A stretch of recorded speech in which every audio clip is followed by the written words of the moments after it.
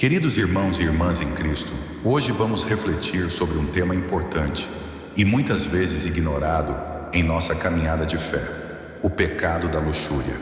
Vivemos em um mundo onde a luxúria, em suas várias formas, é promovida e até celebrada, muitas vezes camuflada como liberdade ou expressão pessoal. No entanto, como seguidores de Cristo, somos chamados a viver de forma diferente, com pureza de coração e corpo, guardando a santidade que Deus deseja para nós.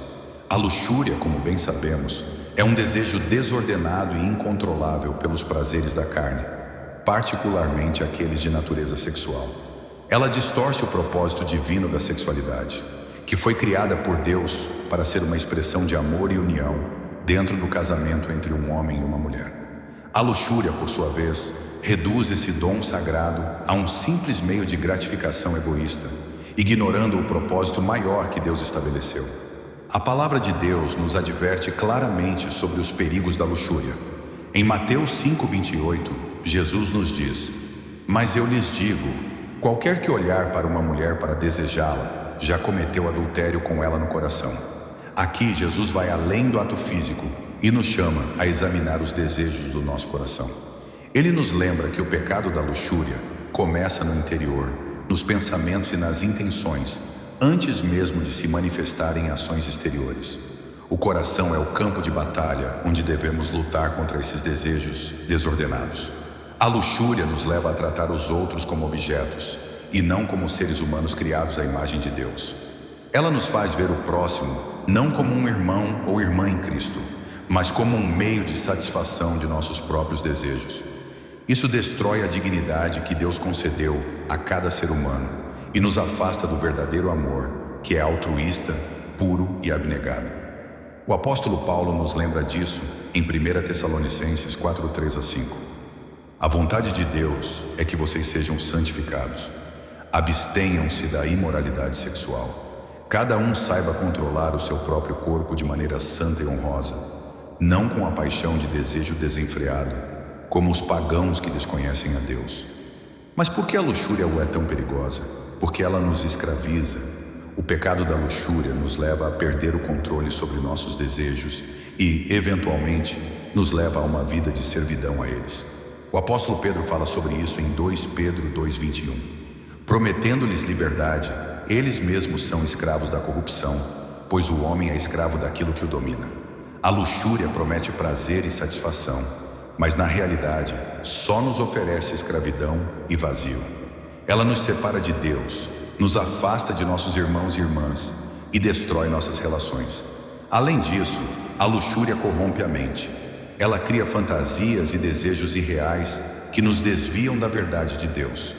Em vez de alimentar pensamentos puros e santos, somos tentados a nos entregar a imaginações que contaminam nossa mente e enfraquecem nossa fé. Paulo nos exorta em Filipenses 4:8. Finalmente, irmãos, tudo o que é verdadeiro, tudo o que é nobre, tudo o que é correto, tudo o que é puro, tudo o que é amável, tudo o que é de boa fama, se houver algo excelente ou digno de louvor, pensem nessas coisas. A mente é um campo de batalha e precisamos estar atentos ao que permitimos que entre em nossos pensamentos. Muitos podem pensar que a luxúria é apenas um problema pessoal, mas suas consequências são amplas e profundas. Ela tem o poder de destruir casamentos, famílias e comunidades inteiras. Quando deixamos que a luxúria controle nossas vidas, abrimos a porta para a infidelidade, o adultério e outras formas de imoralidade sexual que destroem a confiança e a intimidade que Deus deseja em nossas relações. O livro de Provérbios nos adverte contra isso em várias passagens, como em Provérbios 6:32. O que adultera com uma mulher carece de juízo. Aquele que faz isso a si mesmo se destrói. O pecado da luxúria não só prejudica os outros, mas destrói a nossa própria alma. Mas há esperança, irmãos e irmãs. Deus nos chama à pureza e à santidade, e Ele nos dá os meios para vencer o pecado da luxúria. A primeira coisa que devemos fazer é reconhecer nossa fraqueza e nossa necessidade de ajuda divina. Não podemos vencer essa batalha sozinhos. Precisamos da graça de Deus, do poder transformador do Espírito Santo e do apoio da comunidade cristã para nos ajudar a resistir às tentações. A segunda coisa que devemos fazer é evitar as ocasiões de pecado. Jesus foi muito claro sobre isso quando disse em Mateus 5:29-30: Se o seu olho direito o fizer pecar, arranque-o e lance-o fora. É melhor perder uma parte do corpo do que ser todo ele lançado no inferno. E se a sua mão direita o fizer pecar, corte-a e lance-a fora. É melhor perder uma parte do corpo do que ir todo ele para o inferno. Embora essas palavras sejam figurativas, o princípio é claro. Devemos tomar medidas radicais para evitar as ocasiões de pecado. Isso pode significar evitar certos lugares, situações ou até mesmo companhias que nos levam à tentação. Além disso, devemos nos revestir da armadura de Deus. Paulo nos exorta em Efésios 6:10-11: Finalmente fortaleçam-se no Senhor e no seu forte poder. Vistam toda a armadura de Deus para poderem ficar firmes contra as ciladas do diabo. Isso inclui encher nossa mente com a palavra de Deus, orar constantemente e manter uma vida de comunhão com os irmãos na fé.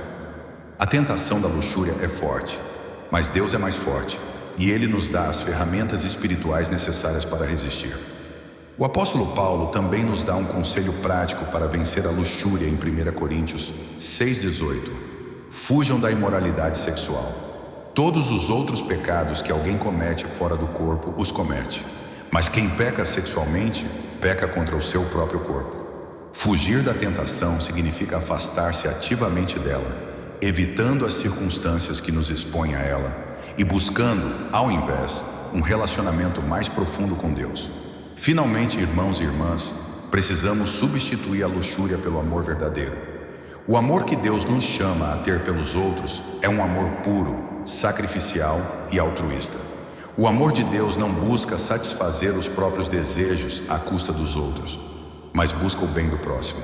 Como está escrito em 1 Coríntios 13:4-7, o amor é paciente, o amor é bondoso, não inveja, não se vangloria, não se orgulha, não maltrata, não procura seus interesses, não se ira facilmente, não guarda rancor. O amor não se alegra com a injustiça, mas se alegra com a verdade. Tudo sofre, tudo crê, tudo espera, tudo suporta. Este é o tipo de amor que devemos buscar e viver em nossas vidas. Queridos irmãos e irmãs, que possamos juntos combater o pecado da luxúria com o poder do Espírito Santo. Que possamos buscar a pureza de coração e de mente, honrando a Deus em nossos corpos e em nossas vidas. Lembremos-nos sempre de que fomos comprados por um preço alto, o sangue precioso de Jesus Cristo, e que somos chamados a viver de forma santa, como templos do Espírito Santo.